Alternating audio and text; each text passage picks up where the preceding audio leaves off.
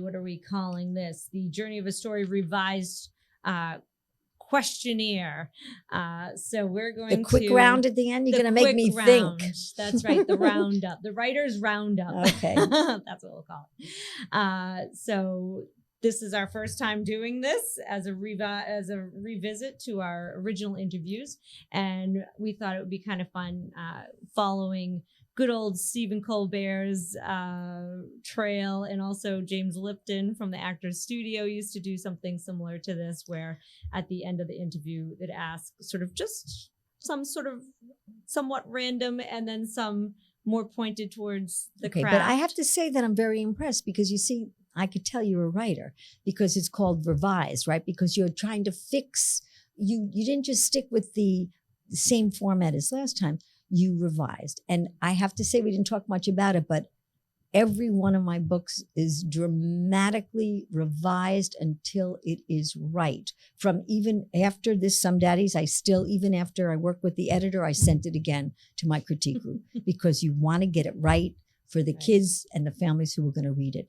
And you didn't just stick with the old, you revised. And that is so important in the life of any writer. So there you go. Right. I'm impressed. Good. Well, and we'll see what this Let's see if I can answer.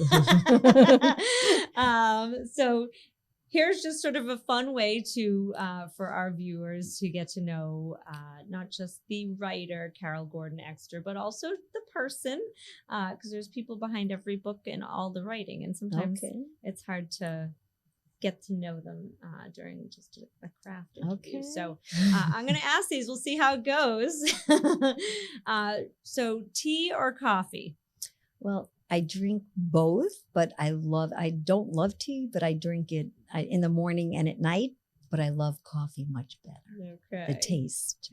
What superpower would you like to have? I would like to write everything perfectly the first time. That's the superpower I would like to have. Okay, so shall we call that autocorrect? Yeah, wouldn't that be nice? Name a book that had an impact on you, good or bad, and that you'll never forget, and you do not need to say why. Oh, that's good, because I don't know why it touched me so. The Traveler's Wife, is that what it was called? The Traveler, it's just such a beautiful story about someone who time traveled. Oh, The Time Traveler's Wife. Okay. Something about Stuck that. with you, huh? I don't know. Something life affirming that I read a lot, so I can't remember all the titles. That one I almost remembered. That's like me. If you can remember the title, that's saying something. Yeah. All right. So are you a pantser or a planner? Definitely a pantser in my writing. Definitely. Okay. And for those in the audience that don't know the difference, you want to explain it briefly? Yeah, I don't, like I remember for the You Know What story, on the plane when I heard the words, it went into my head, and then, I just started typing. I didn't plan it out, and that's what I do. I don't really think, the plot. If it comes to me, it comes to me, and I usually kind of just write as I'm going. So a planner plans everything out, maybe makes an outline. Pantser flies by the seat of their pants. I fly by the seat of my pants for most things, not everything in my life. Okay, for writing though. Yes. All right, apples or oranges, which I stole from Stephen Colbert. Okay, but I love the crunch of an apple and the juice of an orange. I'm a fruit person, so I can't pick. I'm sorry. All right, cats or dogs? Oh, I don't want to offend anybody who's a cat lover, but definitely dogs. And I never had a pet as a child, but a cat. My sister had a cat who was an evil cat and ripped my wedding veil the day of my wedding.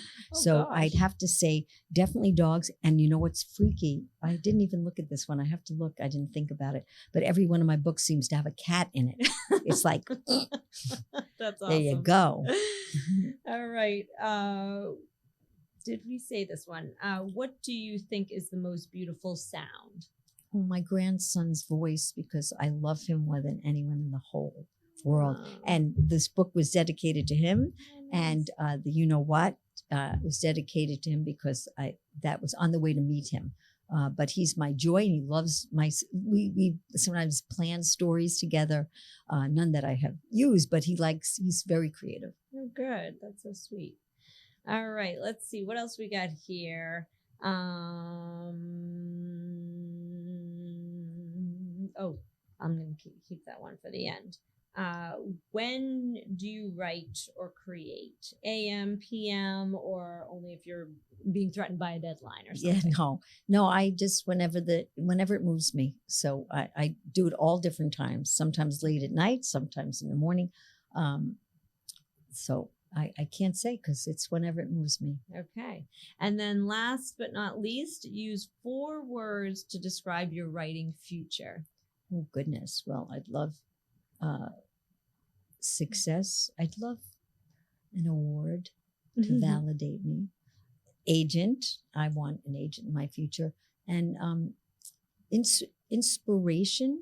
I think to give inspiration to others, to children and other writers. Mhm. That would be nice. Part of my So future. what are Did the I get 4 all 4? words? Yeah. I don't know. What were they? Yeah. again? Success, inspiration, awards, and agent. And agent. Yeah. Awesome. Yeah. All right. Well, thanks, Carol. Hopefully that helps our viewers get to know you behind the scenes a little bit and as well as on the page. And I just want to thank you for coming in to the revised edition of the Journey of a Story series. Thank you. You're amazing, Colleen. Everything you do with the Room to Write, everything you do to support other authors. I can't wait till your book comes out so we could all support you. I'll do your interview. Not as well as you. Yeah. Definitely not as well as you. All right. Well, thanks, Carol. And thanks to our audience for tuning in. And if they want to find out more, they can go to theroomtowrite.org. And there's all sorts of links to various authors and various programs. So come visit us. Thank you.